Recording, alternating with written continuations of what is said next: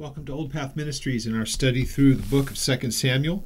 We make it to chapter 16 today, and what we will do by the time that we're finished, we'll be able to kind of close the book on Absalom as far as the historical figure is concerned, but kind of the fallout of everything that happens from his rebellion against his father David. It really is going to continue for a while. So we pick up at chapter 16, and if we remember from our last study, Absalom has gathered the people to himself. David, we've gone into all the reasons why you can kind of make the case for David as just being not paying attention as he should as a parent. I guess you could kind of look at it that way and being oblivious to that. But more importantly, it kind of helps us to understand that even with a person being so godly, it doesn't always ensure that all outcomes are going to be the way that they should. And really, it seems like there's this cascading set of events all the way from the time with Bathsheba, and now he has adult children that, in the case of Absalom, has rebelled against him. The morality, if you will, of the kids it really leaves a lot to be desired. So this is now the case where Absalom being brought back into Jerusalem, but not being close to David. Remember, he finally reaches out. Joab was involved in this whole thing. It's just a real sordid mess. And what ends up happening from this is David has to now come to grips with the fact that his son is in a place of rebellion. Not just that he wanted his father removed, he wants him killed. And so this will be, I just can't imagine that kind of relationship that you might have with your own children. Gosh, it goes beyond words. Well, chapter 16 is where we get to today. David is now in a place of fleeing from his son, and his son has not made it yet to Jerusalem, but it's kind of happening at the same time. As Absalom makes his way towards Jerusalem, David is leaving towards the east, and he's going over what we would call the Mount of Olives, and then he's making his way away to the east, and so ultimately he's going to get onto the other side of the Jordan, which we will see here today. Now, some of the place names, we're not entirely sure where they are and how far he went in, but we do know that he's getting into quite a bit of the territory of what would be considered Ammon, and what is modern-day Jordan, clearly. But it's on the other side of the Jordan River where this is all going to take place. So we read in chapter 16, verse 1. Let's have a word of prayer, and we'll pick up right there. Father, we thank you as you've gathered us to hear from your word. We ask that you would give us understanding as we look through this. Much of it is history, and yet it does still nonetheless show us how it is that you interact with your creation, and what it is for a man even as David, with all of his mistakes, would still have the humility and the care to look to you for your sustaining power in his life. And so, God, there is much that we can learn through that. We ask that you would help us by the assistance of your Holy Spirit to give us great understanding into what we read. And we thank you in Jesus' name. All right, so chapter 16, verse 1 says, when David was a little past the top of the mountain, the Mount of Olives, there was Ziba, the servant of Mephibosheth, who met him with a couple of saddled donkeys, and on them 200 loaves of bread, 100 clusters of raisins, 100 summer fruits, and a skin of wine. And the king said to Ziba, well, what do you mean to do with these? And so Ziba said to him, the donkeys are for the king's household to ride, the bread and summer fruit for the young men to eat, and the wine for those who are faint in the wilderness to drink. Now, Ziba's whole thing is self-serving here. He's going to lie to David about this, but he's looking to find favor in the event that David makes his way through this. And so he brings all these things seeming like he's such a friend of David, and then he's going to basically throw Mephibosheth under the bus here.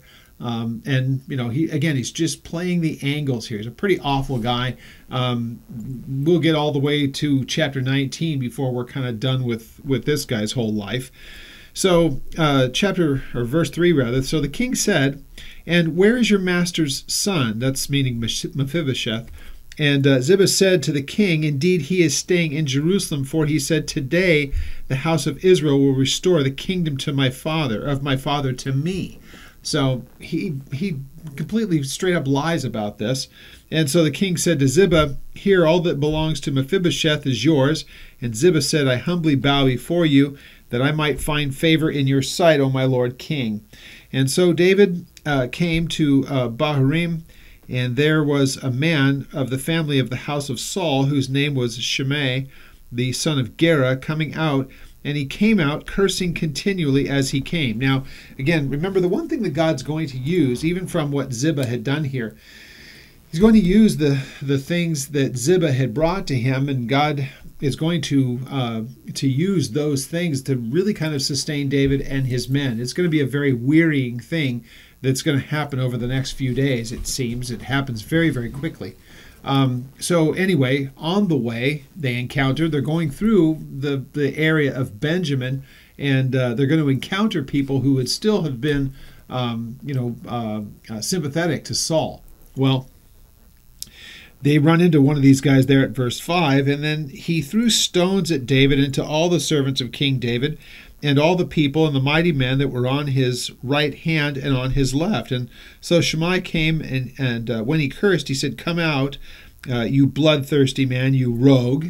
So again, he looks at David as the one who usurps Saul. Now, interestingly enough, if you remember, David was never even involved in the battle where Saul died. And so that was done clearly by the Philistines, and that's where that whole battle was. They sent David away.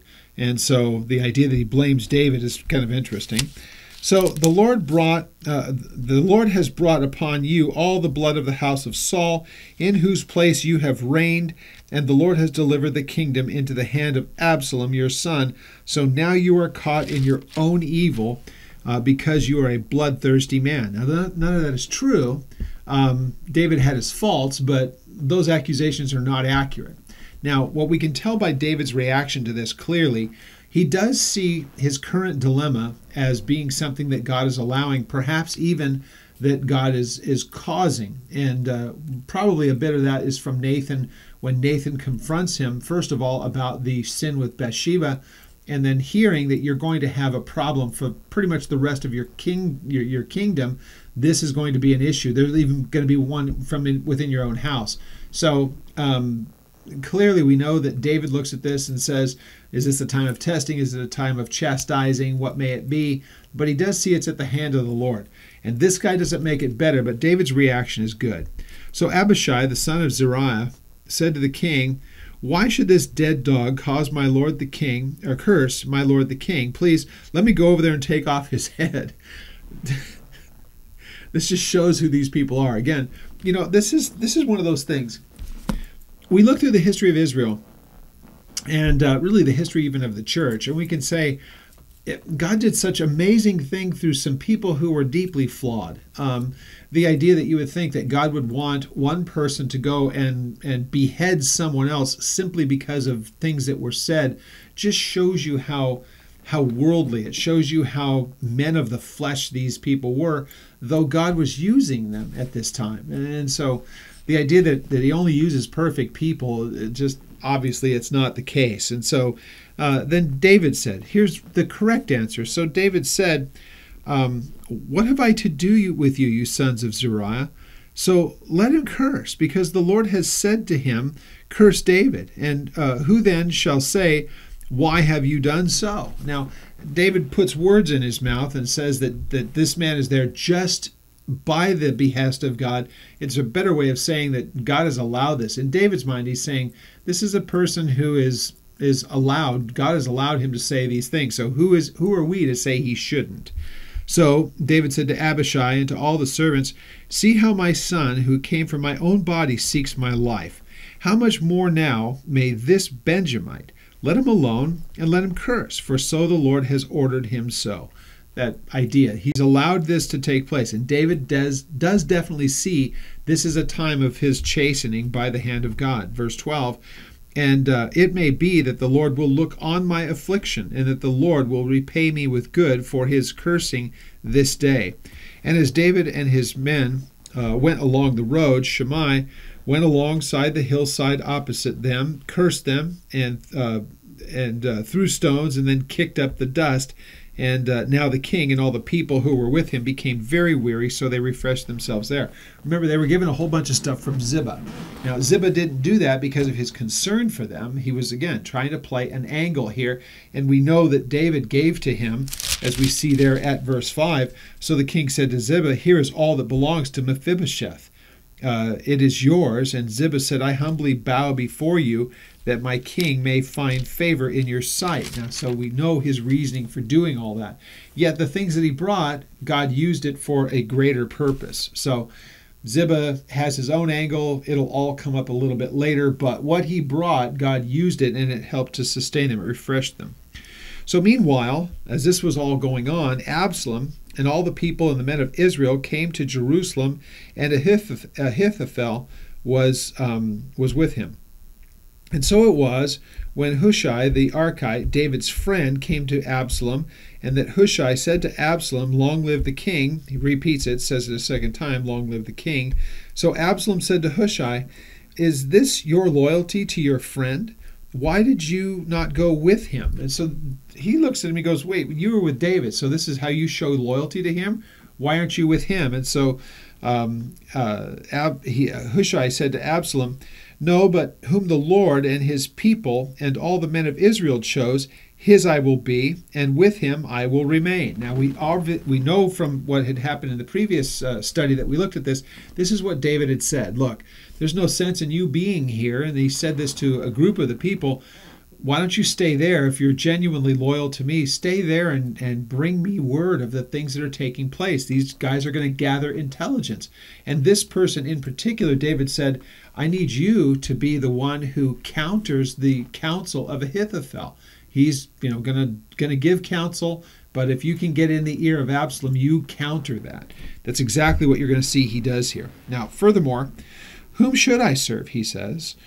Should I not serve in the presence of his son, as I have served in your father's presence? So will I be in your presence. And so Absalom said to Ahithophel, "Give advice to me on what I should do." So now I'm in the place, taking my father's place. What should be my next step? Ahithophel said to Absalom, "Go into your father's concubines, whom he has left to you to keep the house, or who he has left rather to keep the house, and all Israel will hear that you are abhorred by your father. Then the hands of all those that are with you will be strengthened." So they pitched a tent for Absalom on the top of the house, and Absalom went in to his father's concubines in the sight of all Israel. Now the advice of Ahithophel, which he gave in those days, was as one who inquired as to the oracles of God. And so it was that all the advice of Ahithophel, both to David and of Absalom. So he was seen as this great, this great counsel to not only David but also to Absalom. And so, gosh, what a carnal and immoral thing he asks Absalom to do. Make a spectacle of and go violate all of your father's, the 10 concubines that your father had left to keep his house. This will show just the absolute hatred that you have for him. It'll be a way of just defiling that which belonged to your father. And in the wager, it will draw people to yourself. You'll seem like the strong man. Your father's vanquished. You're now in his place. It'll be a galvanizing kind of a thing. That's the counsel that he gives. Now, that's one thing, and it's disgusting and it's immoral. But now there's the matter of David. Moreover, Ahithophel said to Absalom, "Now let me choose 12,000 men. I will rise, I will pursue David tonight. I will come upon him while he is weary and weak, and make him afraid. And all the people who are with him will flee, and I will strike only the king. Then I will bring back all the people. When all return except the man whom you seek, all the people will be at peace." And the saying pleased Absalom and all the elders of Israel. Now, in the clear, just straightforward military sense, it's great counsel. David is pretty wiped out from the journey, and really kind of also you can figure he's got a lot on his mind at this time. This would be a great time to come upon him. He's not ready for it. If Absalom had heeded his counsel, this whole thing probably would have ended completely differently. Now, what we can see is God's hand in this, moving in this, and so David's counsel and David's request of Hushai is going to really be a thing that will probably save his life, as we see here. Now, of course, God's going to sustain David. He could have done it any number of ways, but this one here, you can see God intervenes in this. So Absalom said, "Now call Hushai the Archite also, and let us hear what he has to say." And so when Hushai came to Absalom, Absalom spoke to him, saying, "Ahithophel has spoken in this manner. Shall we do as he says? If not so, speak up." Well, okay, we already know what has been said, and we already know that the plan is, take 12,000 men. Let me go kill David. We'll scare everybody off, but at least we won't be wiping out and depleting the ranks. I mean, who wants to wipe out what David has taken with him? So that's what's been spoken. Again, it's a solid plan, honestly. If you stop looking in hindsight, if Absalom had done this, yeah, again, like I said earlier, everything would have been different. Well, so Hushai came to Absalom. Absalom spoke to him, saying, "Ahithophel has spoken this way. What do you say?" Verse 7, so Hushai said to Absalom, "The advice that Ahithophel has given is not good at this time." So, again, if you're Absalom, you would think it would look suspicious that this guy comes back. And so even in the asking of the question, is there some suspicion here? Or does he really think that he's somebody who can be listened to? You kind of wonder if he's asking him this question to see if Hushai will ensnare himself. What he gives is a very reasoned response. Doesn't look like he's trying to save David. It looks more like he's saying this could be a bad calculation. And again, he uses all the right reasons why this would be a good argument, but we all know that David and the men are pretty wearied from this all, and they're certainly not ready for an attack. All right, so what does he say? You know your father, verse 8. You know your father, you know his men. They're mighty men, and they're enraged in their minds, like a bear robbed of her cubs in a field, and your father is a man of war and will not camp with the people. So you're not going to just come upon them like you may think, although he would have, from what we know of the way that they were encamped. If they had swooped down on him at the time, they'd have caught him all unaware, and they'd have had him all in the same spot. Here, Hushai is saying, your dad, he knows how this goes. He's not with the rest of the people. You're not going to be able to ambush him. These are mighty men. They're men of war. They know about these kinds of things. Surely by now he is hidden in some pit, some place out of where you could see. He's in some pit or in some other place, and it will be when some of them are overthrown at the first that whoever hears it will say, there is a slaughter among the people who follow Absalom.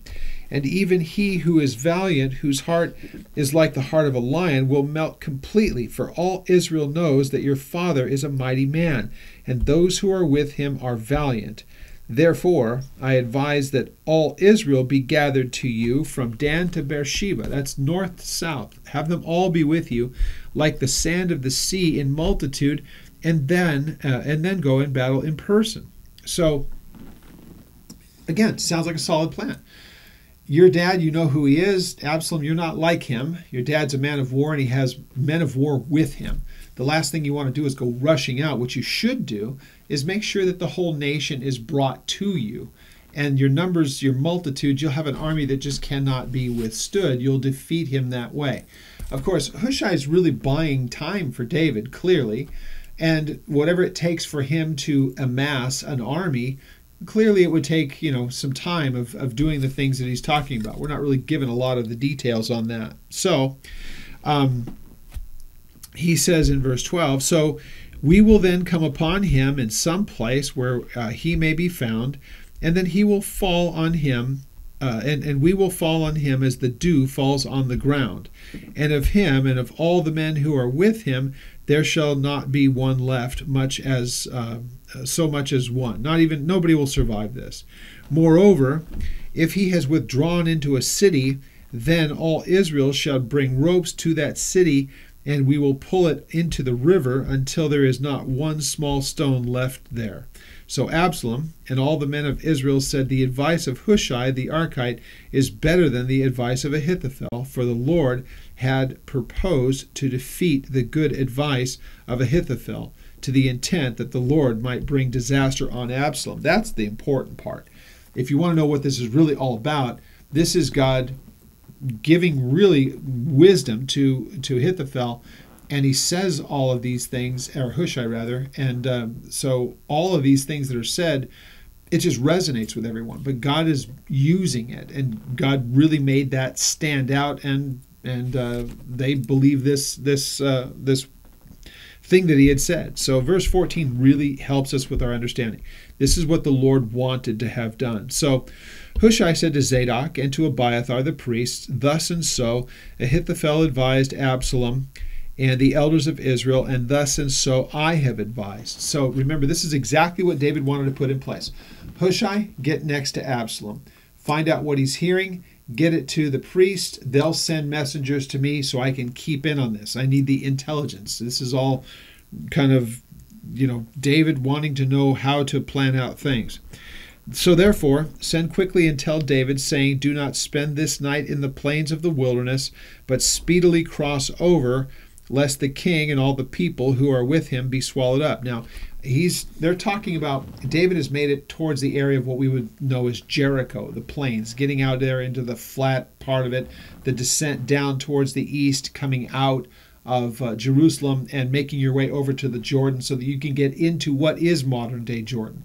There are still the tribes that are in that area that were given land allotments. So you have Gad, you have Manasseh, you have Reuben, but on the other side of them you have Ammon, and they've already had the thing with the Ammonites. That's already happened. So that's the area that David is going into. So Jonathan and Ahimaaz stayed at En-Rogel, for they departed, for they rather dared not be seen coming into the city, and so they sent a female servant who would come and tell them, and that they would go and tell the king. So even at that, it's from Hushai to the priest, from the priest to these two, and then even to these two not going directly to David, but rather sending a servant. Okay? So, nevertheless, in verse 18, a lad saw them, told Absalom, but both of them went away quickly, came to a man's house in Bahurim, and who had a well in his court, and they went down into this well. So it could be a cistern type of a thing, but it says well, and they put a sheet over it. So it must have been a small opening that they had gone into. They hid themselves. They knew that this had somehow, it must be obvious to them that they had been found out. So David's still able to get the information. These guys hide themselves. Absalom hears about it. There are spies. The whole thing is about to blow up. In their haste, seemingly, of going after David, they don't even deal with how did they get the information, why were they there. None of that stuff gets discussed. So, verse 19. So the woman took and spread a covering over the well's mouth and spread ground grain on it, and the thing was not known. So you couldn't even tell that there was a well there. It looked like they were just drying out grain. So when Absalom's servants came to the woman into her house, they said, where are Ahimaaz and Jonathan? And so the woman said to them, they have gone over the water brook. And when they had searched and come and not find them, they returned to Jerusalem. So, of course, she just straight up lies to them. And again, the debate always comes up. Is it okay to lie? Well, no. God tells us we're not supposed to bear false witness. Does she do it? Yes. Is the outcome good? Of course it's good. How do you reconcile all of those things?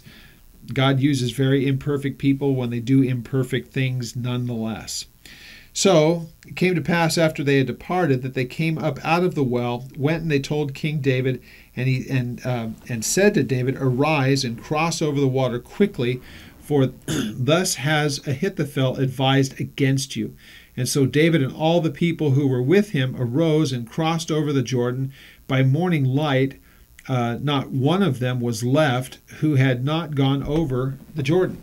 So think about this, how really this works so well. Ahithophel says, do this. Then Hushai comes in and says, no, you should do that. He never does what Hushai says, because God's going to get this whole thing inflamed. He sets the whole thing up so that Absalom does not follow what was said. He doesn't allow Ahithophel to do what he wanted to, doesn't do what Hushai says by gaining the whole nation. He goes in his haste to go after David. So all these things get worked out. Does God intervene in this? Absolutely. And so he kind of, it's between the two things. Because of what Hushai said, it delays the things that Ahithophel said, and Ahithophel would have been the one who would have led the army to go there. You get basically in between those two things. Absalom rushes out after his father, so he goes rashly and does this. We're going to see how that obviously works out. So, let's see. So David and all the people, verse 22, who were with him arose, crossed over the Jordan, and by morning light none of them was left, not one, and they went over the Jordan. Now Ahithophel saw that his advice had not been followed. He saddled his donkey, arose, went home to his house, to his own city, and then he put his household in order, and then he hanged himself and died, and he was buried in his father's tomb. And this is just a fitting end to a very horrible man. So, it's a grievous thing, because you don't want to see anybody in this place of spiritual desperation and do something like that. I don't make light of any of that. But this man was just wicked. And now he has come to a wicked person's end. It's a sad thing. Verse 24, so David went to Methnahim, and it's an area that would be in Jordan. The exact location is unknown to us. Absalom crossed over the Jordan, and all the men of Israel with him. And so Absalom made Amasa the captain of the army instead of Joab.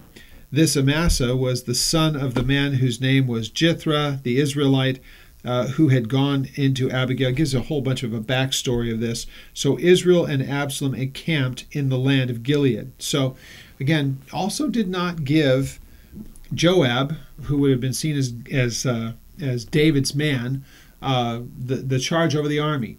Here's what ends up happening. So it happened when David came to what is really the area in Jordan there. A whole bunch of people meet him with unpronounceable names from places that it's just too hard to try to say. Verse 27 tells you that. But what they brought was beds and basins, earthen vessels and wheat, barley and flour, parched grain and beans, lentils and parched seeds, honey and curds, sheep and cheese of the herd for David and the people who were with him for them to eat. For they said, the people are hungry and weary and thirsty in the wilderness. So clearly this pace of getting out of there and all the rest of it had really kind of wiped them out. They're very, very tired. So this is all happening while Absalom is enraged and coming after them. So we see in chapter 18, this is the culmination of it all. So David numbered the people who were with him, set captains over thousands and captains over hundreds over them. Now, there's another time that David does number the people, and it's done for a different reason, and God chastises him for it. In this case, it's like, what are our numbers, what are our forces, so that we can put them into a battle and put people in charge of them. So that's really what this numbering is about. So David sent out 1/3 of the people under the hand of Joab, 1/3 under the hand of Abishai, and 1/3 under the sons of Zeruiah, Joab's brother, and 1/3 under the hand of Ittai the Gittite. And the king said to the people, I also will surely go out with you, with myself. I will surely go out with you myself. But the people answered, you shall not go out. For if we flee away, then they will not care about us, nor if half of us die, will they care about us. But you are worth 10,000 of us now. At this point, you're worth 10,000 of us. For you are now more help to us in the city. We don't want to have to worry about protecting you. We know that if they see you, they're going after you. It won't matter about us. But if you're not there, we don't have to worry about the idea of attempting to protect you in this. Let's just go out and do what we do. So the king said to them, Whatever seems best to you, I will do. And so the king stood beside the gate, and all the people went out by the hundreds and by the thousands. And now the king had commanded Joab, Abishai, and Ittai, saying, Deal gently for my sake with the young man Absalom. And all the people heard when the king gave the captains orders concerning Absalom. And so the people went out into the battlefield against Israel, and the battle was in the woods of Ephraim. Now, Ephraim is, again, to the north of, you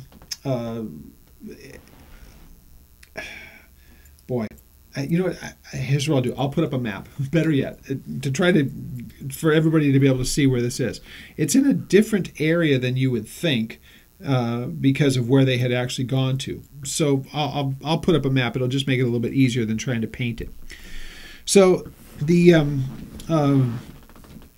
people of Israel were overthrown there before the servants of David, and a great slaughter of 20,000 took place that day, for the battle there was scattered over the face of the whole countryside, and the woods devoured more people that day than the sword devoured. And so this sounds so reminiscent of all the times that David would go out against the Philistines, and there seems to be the confusion and all the things that happened. We're going to see what ends up happening to even Absalom, that being in the woods, just the perils of being in that kind of a place was even worse than just the hand-to-hand combat that took place, as you'll see here. Verse 9, So Absalom met the servants of David, and Absalom rode on a mule. The mule went under the thick boughs of a great terebinth tree, and his head caught in the terebinth, so that he was left hanging between heaven and earth, and the mule which was under him went on. Now a certain man saw it, and told Joab, and said, I just saw Absalom hanging in a terebinth tree. What it basically means, he's just caught up in it. The mule went ahead, low-hanging tree catches him, and he's stuck in it. He can't, extricate himself from it. It says that it's only his head that was caught. Well, if that was the case, he would have hanged himself. That would have been enough to have killed him. That's clearly not it, but his head got stuck in it. Somehow he's able to keep that from pulling his neck and hanging him. That would be pretty much apparent from what we read here.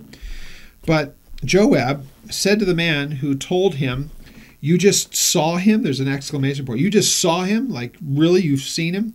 And why did you not strike him there to the ground? I would have given you 10 shekels of silver and a belt. You'd have got your plaque. You'd have won the trophy. So when the man said to Joab, though I were to receive 1,000 shekels of silver in my hand, I would not raise my hand against the king's son.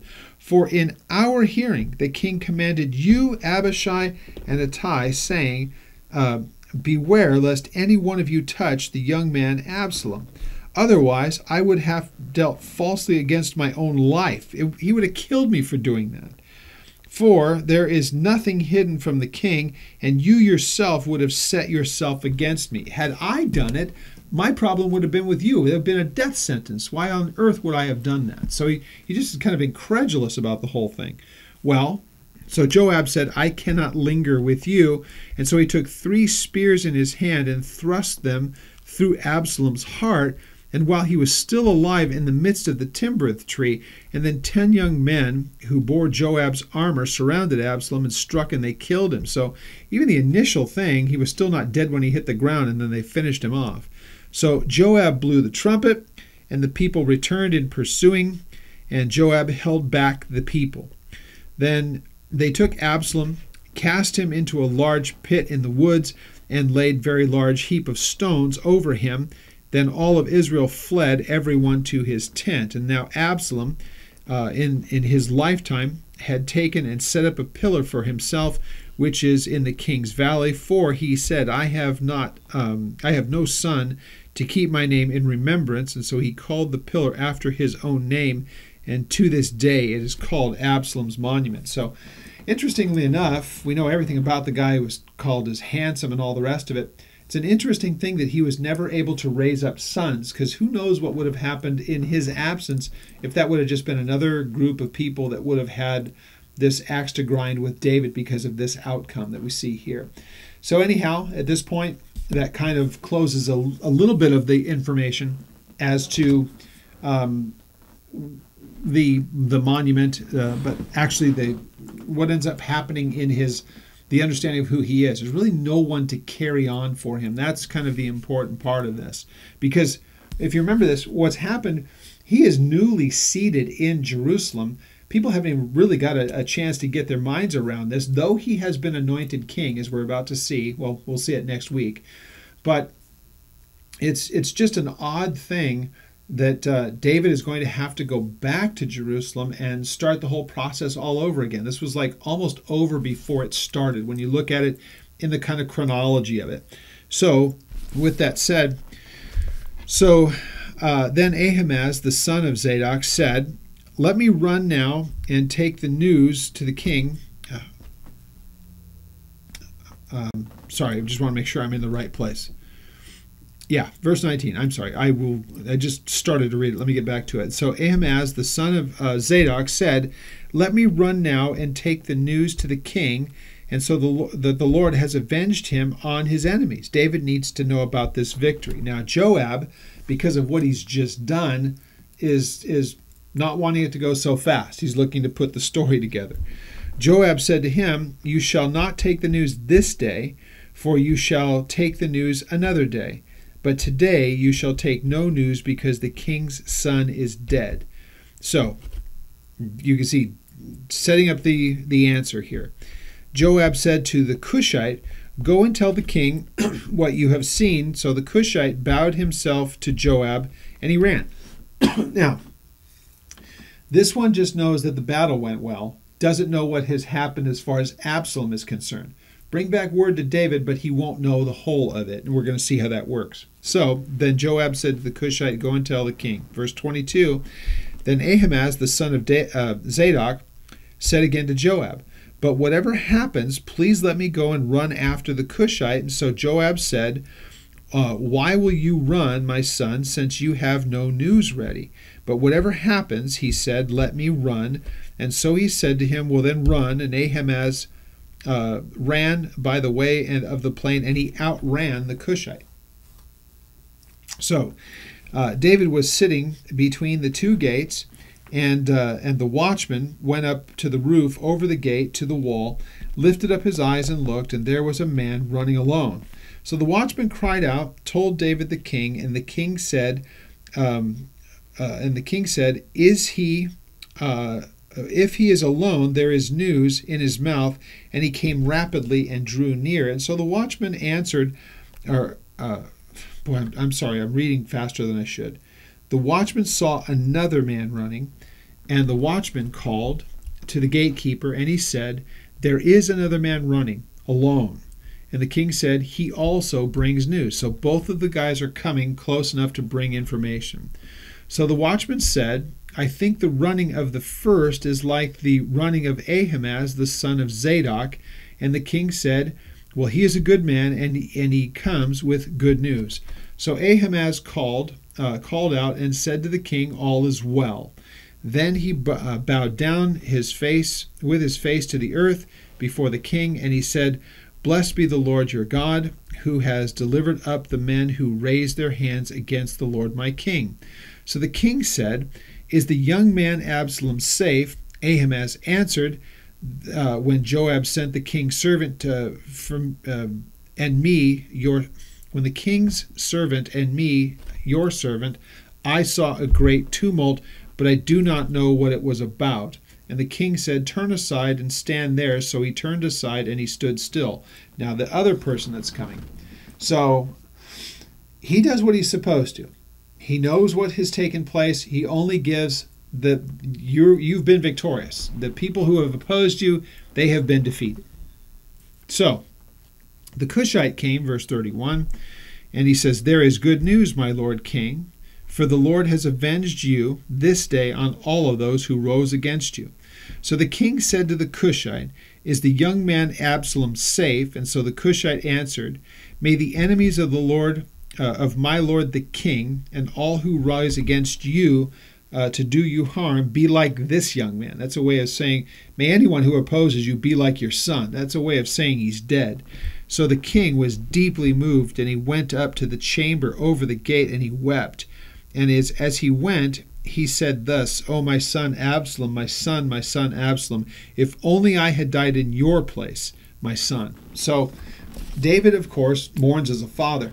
And you can see it in David's reaction. He can't help but feel that somehow all of this is happening because of him. And again, he would be thinking back to the whole thing with Bathsheba and what Nathan had said to him, that none of this had to take place. So this is going to haunt him. All of that is just, it plagues him for the rest of his life from that incident. The son that was born to Bathsheba dies, and now this son raises up to an age to the point where he does some pretty awful things among his own family that puts him on the run. When he comes back, he's a bitter person, and he's ambitious and tries to run David out of town and succeeds with that. And now he's dead in battle. Now David has that, what have I done? That whole kind of a thing. Now, we don't have time to get to it today. We'll pick it up in chapter 19, because now it's the aftermath of that we'll look at. I know that we just looked at a lot of text, and it's really mainly history. But what we'll get is kind of the summation to it all, because Joab is going to look at him and have some things to say to David. And so it'll be kind of interesting. I don't want to say too much about it. We'll pick it up next week, and we'll start to move our way through the latter parts of this book as we move through this section of Samuel to the Kings to Chronicles. And once again, this is kind of that part in the history of Israel that just shows that even though they're God's people, they're not perfect, not by any stretch of the imagination.